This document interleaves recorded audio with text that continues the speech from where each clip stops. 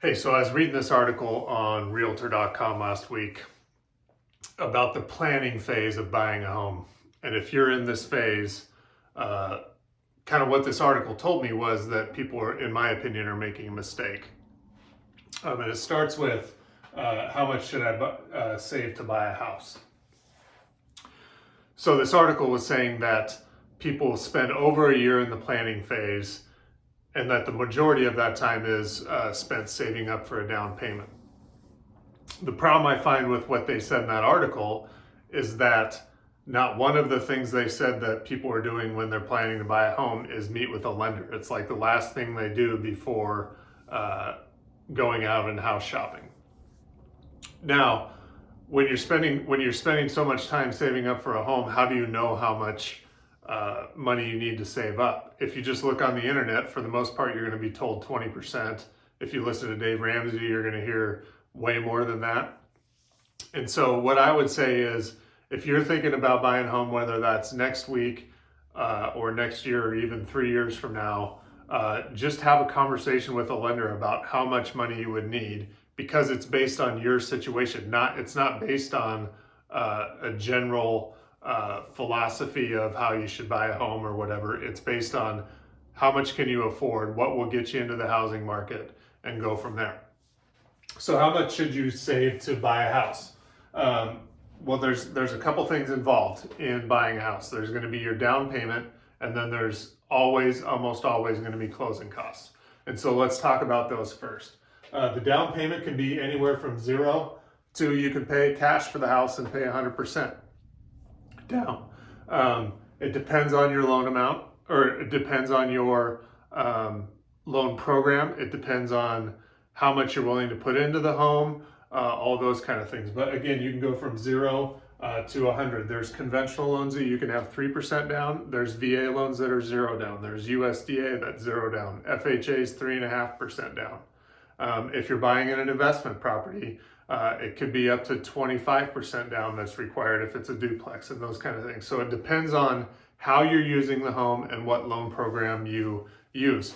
But let's say it's 3%, okay? Because that's a conventional first-time home buyer loan, okay?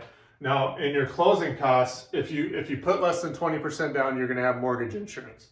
So in your closing costs, typically they're anywhere from 2 to 5%. But with your closing costs, a lot of these costs you can have a choice on how do you want to set up your loan.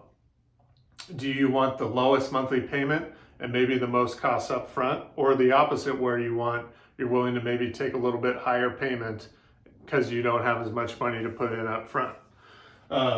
Closing costs are going to include lender fees, title and escrow. You're going to pay all those kind of fees. Taxes and insurance, you're going to start an escrow account that pays your taxes and insurance each month, and then when the taxes and insurance are due, it pays out of that account. If you put less than 20% down, there's going to be mortgage insurance. On mortgage insurance, you have a choice. You can either pay monthly, which will cost you nothing up front, or you can pay it all up front and then you have no monthly fees. And so, again, it depends on how much money do you want to put into the transaction up front to try and save the most money on your monthly payment. This also depends on, and this goes same thing for discount points. So if you want to pay some extra money to have a lower interest rate, you can do that as well. This doesn't make sense for every buyer or every person getting a loan, because a lot of this depends on how long you're going to be in the house.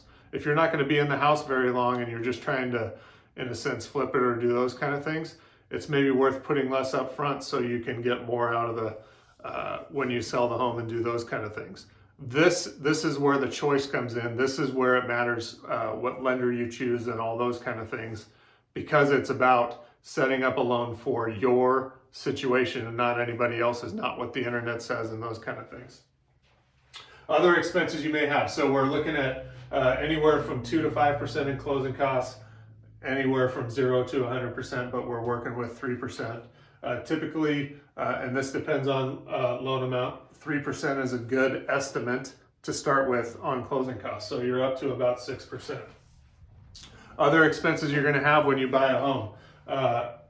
there's going to be earnest money involved. Now this is going to go to either your closing costs or your down payment, and so you'll need that up front, but that counts towards your closing costs and down payment. There are inspections. You're going to want to have a home inspection.